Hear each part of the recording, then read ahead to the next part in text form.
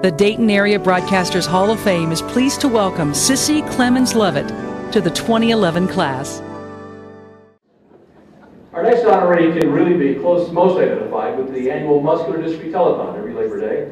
She worked many years behind the scenes helping the late, great Johnny Walker produce that show, and all of us who work on camera know so well we could not begin to do without the folks that you do not see.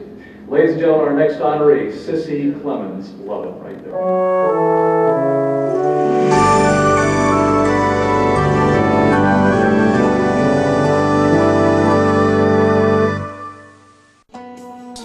Sissy Clemons-Lovett joined WKEF-TV 22 in 1977 in the Public Affairs and Special Events Department.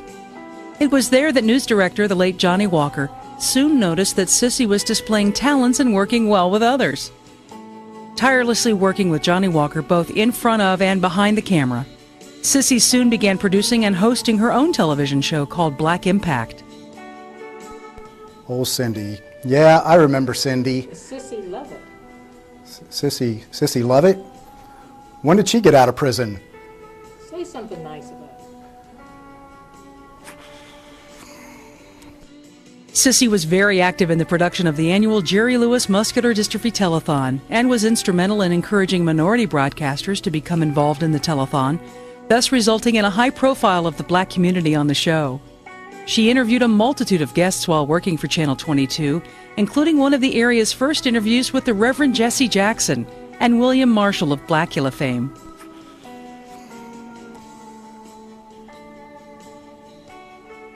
Sissy's passion for community service included time served as president of the Wesleyan Block Club for 38 years, past member of the Southern Christian Leadership Conference, as well as a past member of the Northwest Priority Board, just to name a few. I remember when I first came to Dayton, many decades ago, and she was one of the first people that I met at the station at WKEF, and that's where I was working at the time. And I just remember her personality, just warm, engaging. She meets no strangers. Anyone who knows her for 5 minutes or less really knows that she meets no strangers. Very hard worker. She worked very hard at the station. She was working for and with Johnny at the time, and just an endearing personality, and just a very hard-working, loving, kind, warm person. And that is how I remember her even more than 3 decades later.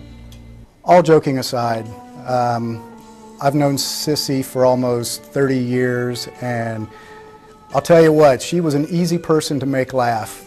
When I worked with her at Channel 22, I started off as a camera operator in the studio, along with my good friend Walt Sachs, and we used to make Sissy laugh every time she was doing Dayton Today. As soon as the open would play, we'd hear the director say, "Stand by, the open's playing," and one of us would shout out, "Sissy, Walt's touching me." She'd start laughing. The director would say, "Cut." They'd roll it back. Countdown, here comes the open, Dayton Today open. Walt would put on his Beatles wig, and I'd put on sunglasses, and we'd jump out real quick and start singing Ebony and Ivory. Sissy would start laughing again. Director would say, "Cut, what's going on out there?" "I don't know, I think she's crazy." But, you know, Sissy never ratted us out. We had a great time working with Sissy, love Sissy, and I'm glad to call her my friend. Sissy has also been recognized for her TV and community service with awards from the Dayton Police Crime Prevention, Mary Scott Nursing Home Legacy, the Ohio House of Representative Community Service Award, and many more. Sissy retired from broadcasting and went to work for the Dayton Metro Library, where she served as an outreach service manager and senior service manager until her recent retirement.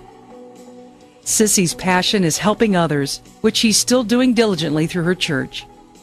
Sissy is truly a broadcast legend, working at a time when there were few blacks and women behind and in front of the camera. The Dayton Area Broadcasters Hall of Fame is pleased to welcome Sissy Clemons-Lovett to the 2011 class.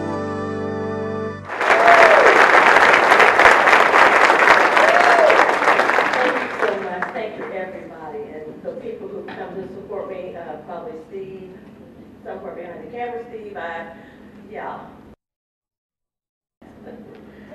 I would like to thank my family. Leslie, some of you probably know her at the Sheriff's Office. She's been there for 20-something years. You probably run into her. And her sister, I would say, my goddaughter, Kimba Hubbard with the University of Dayton. And my granddaughter with Stivers. I'd also like to thank all of you and my family from the Solid Rock Church. I think you're here. And from the City Gates Ministries, which I work also. I just had a great time when I was at Channel 22. We used to have a lot of fun. It was the fun days. We would go on hay rides together. And I think that God puts you in the right place at the right time in your life. And that right time was Johnny Walker for me. And Johnny allowed me to do things I never, ever thought I could do or never thought I ever wanted to do. And I just want to relate one funny story. Johnny Walker's show, I hope some of you remember that one. I did live shot on Johnny's show, and I was down at the Winners Tower building, and I talked to the man before. He was a chef, and he was going to just do some menus and everything. We were going to have some recipes, and we'll talk back at the station. Johnny was live. So, hooked him up with his earpiece and everything, and we talked. I thought everything was fine. We got down to about 5 seconds, and he said, my earpiece. I said, you can't hear out of your earpiece. He says, I'm deaf. Jeff, that was his name. But there were good times, and there were times we really had a good time back then, so I never lived that down. I'd like to thank you all, and have a good evening. God bless.